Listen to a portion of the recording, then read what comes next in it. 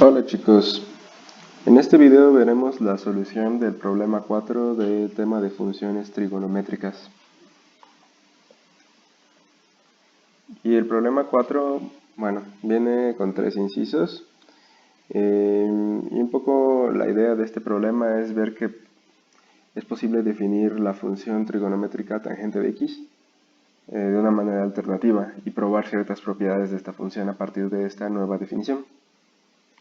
En el primer inciso definimos una función que pues va a ser como auxiliar para esta definición alternativa de la tangente, y es esta función alfa de x igual a la integral desde 0 hasta x de la función 1 más t cuadrada a la menos 1 con respecto a la variable t. Hay que demostrar que alfa es una función impar y creciente y que los límites en el infinito y en el menos infinito de esta función existen ambos y son negativos el uno del otro.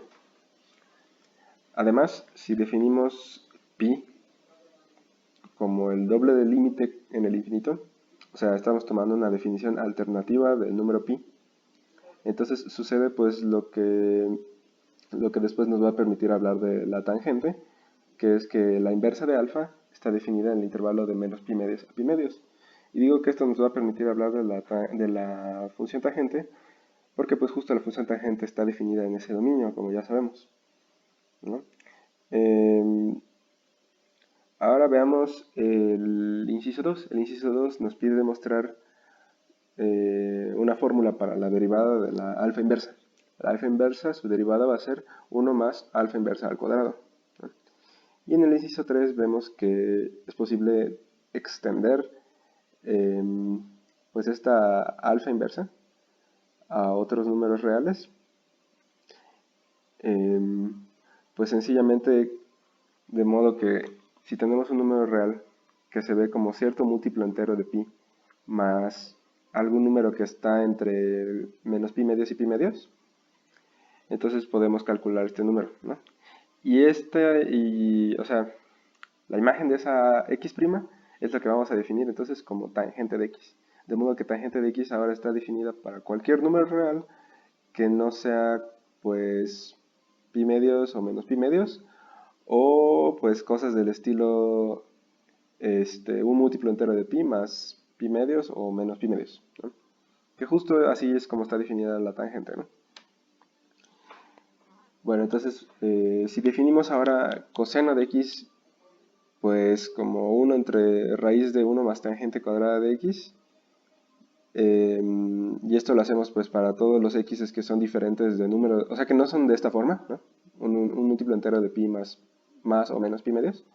Y en estos puntos especiales definimos coseno como 0, pues se puede observar que la derivada de coseno tiene esta forma, que bueno, si pensamos en las definiciones usuales de seno, coseno y tangente, pues tangente es seno entre coseno. Entonces tangente por coseno es seno.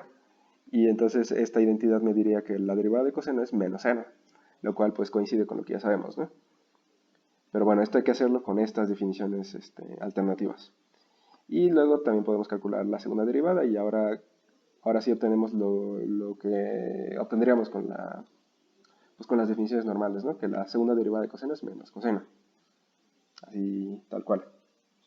Entonces, pues, vamos a ir viendo inciso por inciso, ¿no? En el primer inciso, entonces, queríamos probar que la función alfa era una función impar y creciente, ¿no? Y que existen sus límites en el infinito y en el menos infinito. A ver, nuevamente, la función alfa está dada por esa integral. Integramos esta función con respecto a la variable t desde 0 hasta mi variable x, ¿no? Entonces queremos ver que esto es impar y que es creciente. Va. Para la imparidad vamos a recordar esta identidad, que es una que probamos en la primera lista de problemas, que de hecho era una identidad más general, ¿no? Me decía que si yo integro una función en el intervalo c por a c por b, pues esa c la puedo poner fuera de la integral, la quito de mis extremos, o sea, ahora solo pongo a y b, y luego la pongo aquí dentro de la f de c de t. No sé si se acuerdan de esa identidad, pero fue uno de los problemas que estaban en la primera lista. Bueno, en el caso particular en el que c era menos 1, pues queda esto, ¿sí? O sea que, en otras palabras, si queremos integrar sobre cierto intervalo, pues podemos integrar sobre, o sea, es lo mismo que integrar sobre el intervalo negativo, o sea, cambiando los signos del intervalo, pero hay que modificar la función de esta forma y hay que agregar un signo a la integral, ¿no? Bien, pues vamos a aplicar eso a la función alfa. Alfa de menos x por definición es este de aquí, ¿no? Entonces, utilizando esta identidad, ¿qué es lo que puedo hacer? Multiplico ambos extremos por menos, o si quieren pensarlo de otra forma, le cambio el signo a ambos extremos. Así como aquí menos a pasa a ser a y menos b pasa a ser b, pues en este caso 0 pasa a ser menos 0 y menos x pasa a ser menos menos x, ¿sí? O sea, el signo contrario. Pero para hacer esto tengo que pagar el precio de poner este signo afuera, que es como el que está aquí, y cambiar la t por menos t, como se hace aquí, ¿no? Entonces, esta integral es igual a esta otra, por esa fórmula, ¿sí? Luego, menos 0, pues obviamente es 0, y menos menos x, pues es x, y menos t al cuadrado es igual a t al cuadrado, ¿sí? Entonces tengo este aquí. Pero si se dan cuenta, si ignoro por un momento el signo, ¿sí? Si no vemos el signo, lo que queda acá es justo la definición ya no de alfa de menos x, sino de alfa de x. Entonces ahora si vuelvo a poner el signo, pues me queda menos alfa de x. Entonces alfa de menos x es menos alfa de x, y esa es justo la definición de que alfa sea una función impar, ¿de acuerdo? Entonces ya tenemos una parte.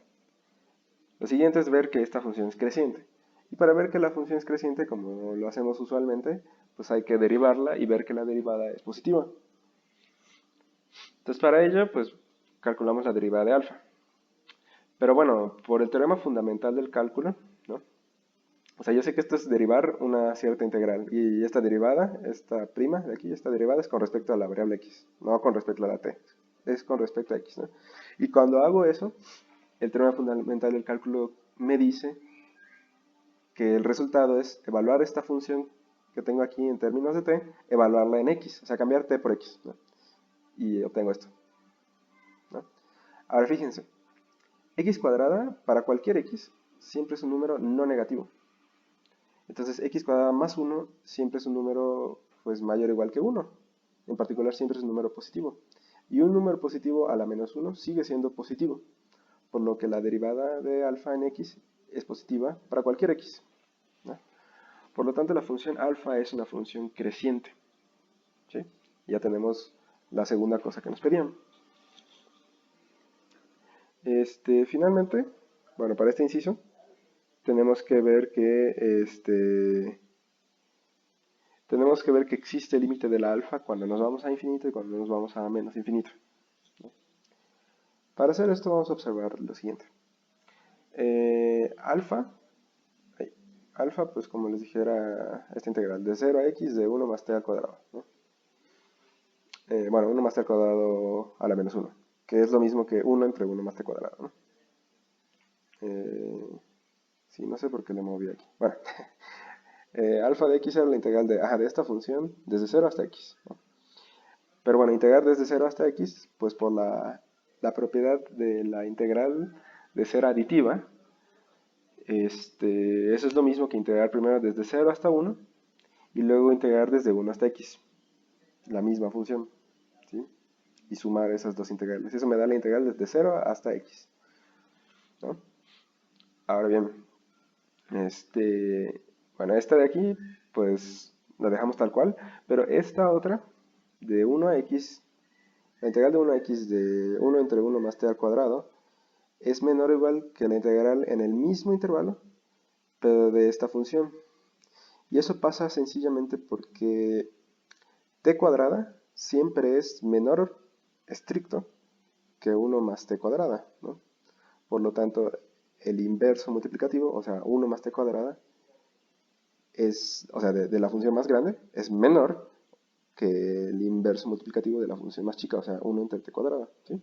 Vaya que si teníamos la desigualdad t cuadrada menor o igual que 1 más t cuadrada, pues al hacer los inversos multiplicativos, la desigualdad se invierte. Y por lo tanto, la integral de esta función es menor o igual que la integral de la otra. ¿Sí? Eso es por la monotonía de la integral. Bien.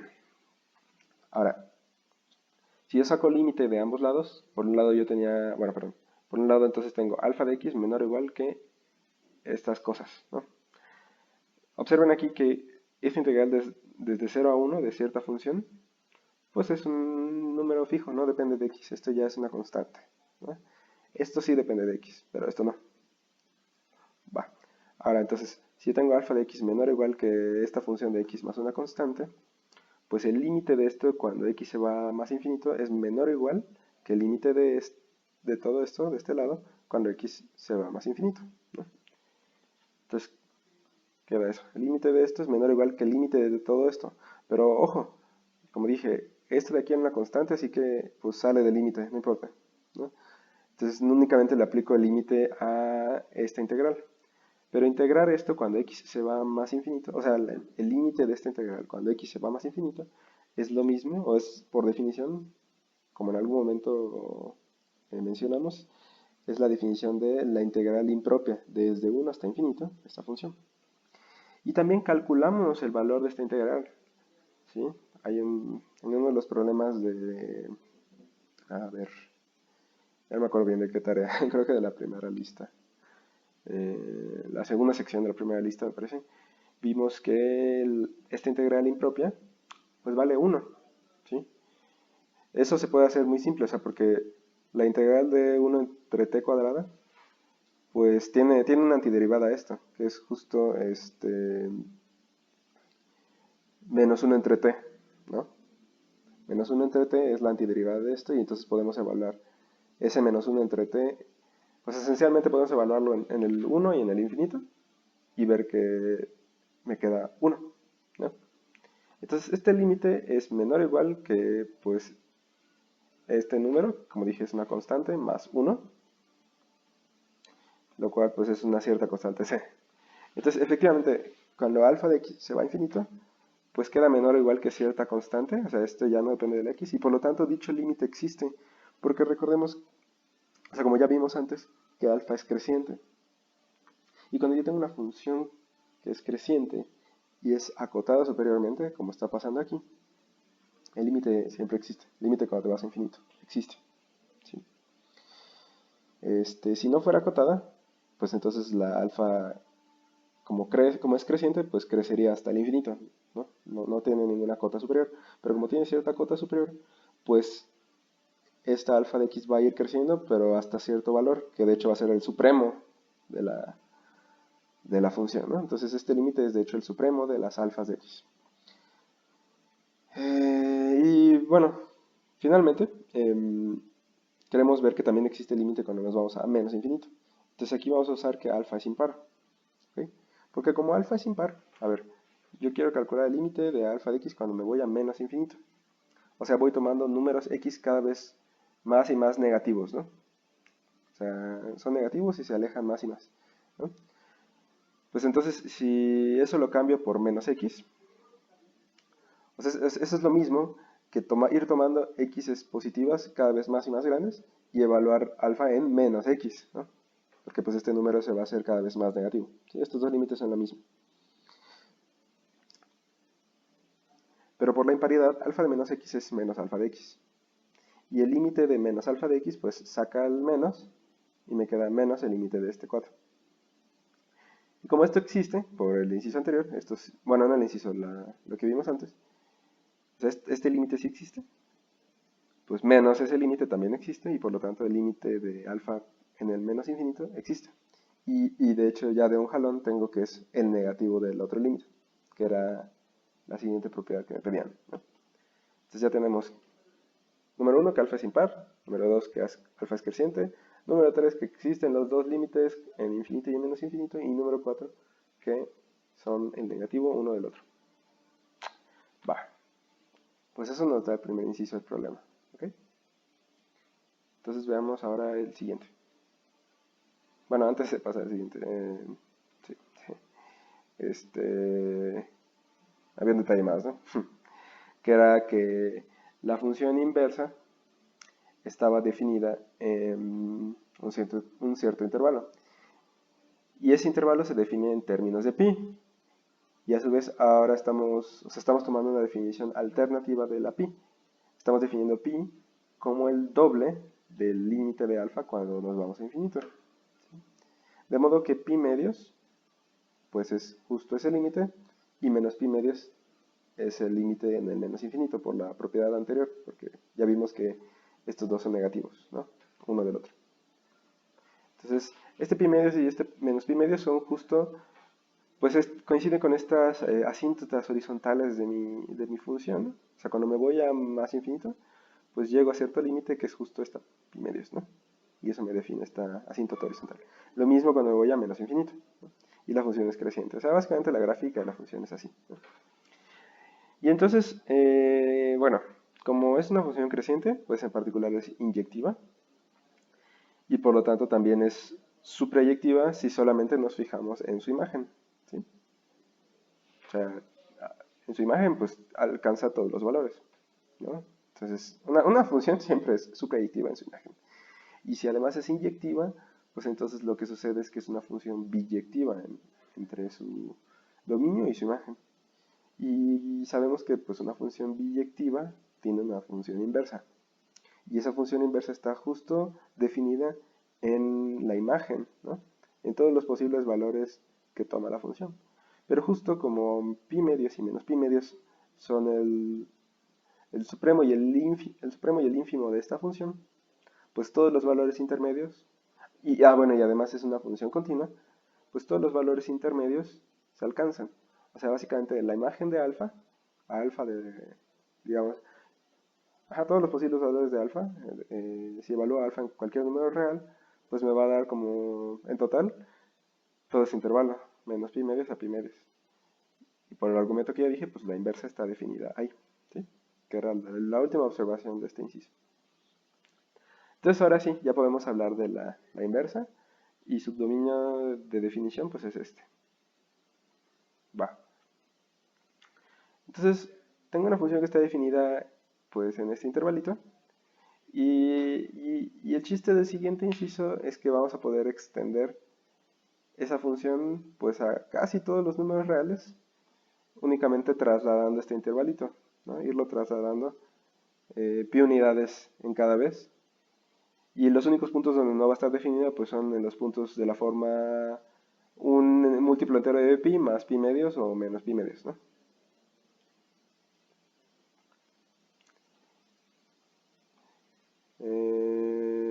Bueno, aquí creo que les mentí, me adelanté. Eso último que dije es correspondiente al tercer inciso. En el segundo inciso, antes nos piden calcular la derivada de la inversa, ¿no? Sí. Entonces vamos a usar este truco que ya habíamos usado alguna vez antes, que es pues que cuando yo compongo alfa con alfa inversa de x, pues me da x, ¿no? Porque alfa y alfa inversa pues se cancelan y me da la identidad, ¿no? Y eso sucede pues para cualquier x en el dominio de mi alfa inversa, que es justo menos pi medios, ¿no? Y entonces a esta composición le aplico la regla de la cadena. Si yo derivo esta composición, pues es lo mismo que derivar la función de afuera, que es alfa, evaluarla en lo que estaba dentro, que es alfa inversa de x, y luego la derivada de alfa inversa, ¿no? ¿Qué es esto? Evaluada la x. Eso por un lado, y por el otro, pues eso va a coincidir con la derivada de x, que es sencillamente 1. Entonces, de este lado tengo la derivada del alfa inversa, ¿no? Y la puedo despejar, paso dividiendo esta cosa de aquí, ¿no? Ahora, nuevamente por el teorema fundamental del cálculo, habíamos visto que la derivada de la alfa era evaluar esa función 1 más t cuadrada, pues en el argumento, ¿no? En este caso es la t, ¿no? Entonces eso es 1 más t cuadrada inversa. O sea, esto sucede para cualquier parámetro t, ¿no?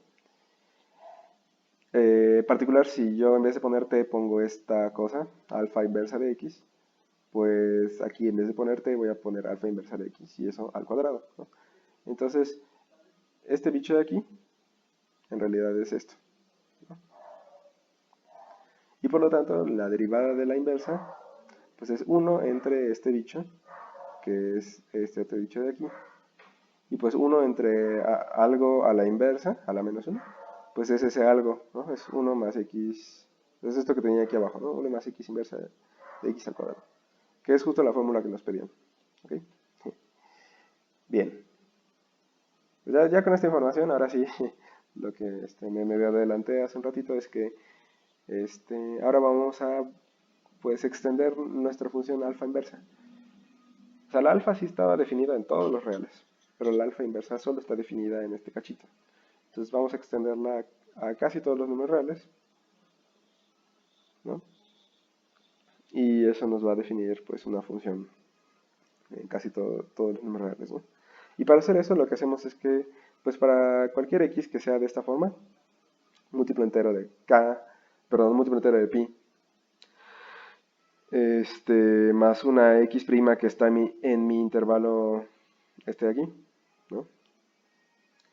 Pues bueno, lo que vamos a hacer primero es considerar esta función auxiliar, que es pues esta función lineal, ¿no? X menos esta constante, o que es lo mismo, pues la x', que le corresponde. Y entonces defino mi tangente de x, pues como esta composición, ¿sí? Ahora, o sea, fíjense que para cada x, pues esta pica, pues puede ir cambiando. Por ejemplo, si yo me tomo x entre pi medios y 3 pi medios, pues la k ahí es 1, porque x va a ser de la forma pi más algo, con algo entre menos pi medios y pi medios. Y si yo a pi le sumo algo que está en el intervalo de menos pi medios a pi medios, pues obtengo como resultado algo que puede estar entre pi medios y 3 pi medios, ¿no? Porque pi más pi medios, pues es 3 pi medios. O sea, a lo más, esta expresión vale 3 pi medios y a lo menos vale pi menos pi medios, o sea, pi medios. O sea, x entre pi medios y 3 pi medios, implica que la k vale 1. Si luego ahora me muevo a x en el intervalo 3 pi medios, 5 pi medios, ahora la k vale 2, ¿sí? Porque pues 2 pi menos pi medios es 3 pi medios y 2 pi más pi medios pues es 5 pi medios, ¿no? O sea, básicamente me voy fijando en múltiplos enteros de pi y le sumo y le resto un pi medios, ¿sí? Entonces, dependiendo de en qué intervalito caiga la x, en cuál de todos esos posibles intervalos cae la x, pues va a depender esta k, ¿no? O sea, perdón, dependiendo de esa x voy a tener una cierta k.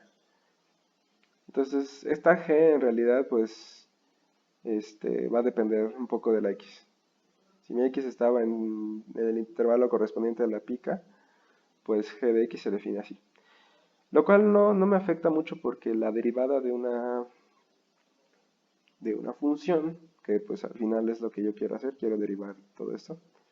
La derivada de una función pues es algo que se define localmente, o sea, se define o se calcula, mejor dicho, pues con un límite, ¿no? La derivada es un límite. Y ese límite pues es ir tomando números que están cerca de mi x. Si mi x está en un cierto intervalo de la forma pica menos pi medios, pica más pi medios, pues para calcular el límite que me define la derivada, únicamente tengo que fijarme en números que están en ese intervalo, ¿sí? Porque al límite lo único que le importa son los números que están cerca del valor donde yo quiero calcular el límite. Entonces, pues no hay problema con que esta g dependa, hasta cierto punto dependa de la x. Más bien depende de un cierto intervalo en donde voy a poder hacer prácticamente el mismo cálculo para esta derivada. Si luego me muevo al siguiente intervalo, a la derecha o a la izquierda, ¿no? Porque pues, o sea, estoy como cubriendo todos los reales con estos intervalos. Si me muevo a otro de estos intervalos, pues la g va a cambiar, pero digamos va a ser la misma para todos los x en ese intervalo, en el intervalo correspondiente a la pica, ¿no? Entonces, la derivada, digamos, pues no se ve afectada. por el hecho de que esta función vaya cambiando. ¿Sí? Esta función va variando dependiendo de cuál en cuál intervalo me esté parando, pero como la derivada es un límite, pues no, solo importan los valores de la función en dicho intervalo. A la derivada no le importan los valores como muy lejos del punto donde voy a calcular dicha derivada. ¿Ok? Bueno, después de decir ese argumento, pues ahora sí, tangente de x se define como esta composición y puedo derivar esta composición usando regla de la cadena. O sea, la derivada de tangente va a ser la derivada de esta composición, que a su vez pues es la derivada de la función de afuera, que es, o sea, la función que está, digamos, más externa, que es la alfa inversa, evaluada en esto, en la g de x, por la derivada de la g evaluada en la x. ¿Sí? Ahora, g de x, pues ya vimos que es la x', ¿no? O sea, es x menos pi k, o sencillamente la x', ¿no? Mientras que g' de x, pues es la derivada de esta función, que pues es la derivada de x, que es 1, menos la derivada de una constante, que es 0, ¿sí? Entonces esa derivada es simplemente 1, ¿no? Y por lo tanto, a ver, la derivada de tangente es la derivada de alfa inversa evaluada en mi x'. El 1 pues ya no importa. Pero ya sabíamos cómo calcular esta derivada, ¿no? La derivada de alfa inversa. Y ese es justamente 1 más alfa inversa evaluada en esta x' al cuadrado. Y nuevamente por la definición, esta alfa inversa de x' no es otra cosa que alfa inversa de g de x, ¿no? Porque g de x sabemos que es la x', y a su vez esta composición pues es tangente de x. Entonces esto que está aquí adentro es tangente de x al cuadrado. Nótese que aquí ya la x es sin la prima o la apóstrofe de aquí, ¿no? Igual un detalle aquí que quizás pueda causar confusión. Esta x', así como lo estoy poniendo, no es una derivada. O sea, esta prima de aquí no representa una derivada. Es nada más para decir que esta es otra x diferente de la x original. O sea, esta x' es lo que le falta a la x. Bueno, mejor dicho, es lo que le falta a la pica para que me dé x. ¿Ok? Podrían pensar que es como una especie de punto decimal de la x con respecto a la pica, ¿no? O como una especie de representante de la x en el intervalo donde sí tenía definida la alfa inversa, que era ¿sí? No representa derivada. Si quieren, pueden empezar esto como una apóstrofe. ¿Sí? Eso es nada más notación. Bueno, entonces, pues ya tenemos la derivada de la tangente, es esto. ¿Sí? Y luego podemos derivar coseno, pues usando la definición que teníamos. Definimos coseno como 1 entre la raíz de 1 más tangente cuadrada de x. O bueno, podemos escribirlo así. 1 más tangente cuadrada de x a la menos 1/2. Derivar esto, pues lo podemos hacer con regla de la cadena. Primero, pues esto es una cierta función elevada a un exponente fijo. Entonces lo que hacemos es bajar ese exponente, o sea, menos 1/2, como un escalar que está multiplicando. Y luego, pues dejamos esa función como la teníamos, pero el exponente ahora lo reducimos, o sea, le restamos una unidad. Entonces, menos 1/2 menos 1, pues me da menos 3/2. Y luego, por regla de la cadena, tengo que multiplicar lo que obtuve por la derivada de lo que está aquí adentro.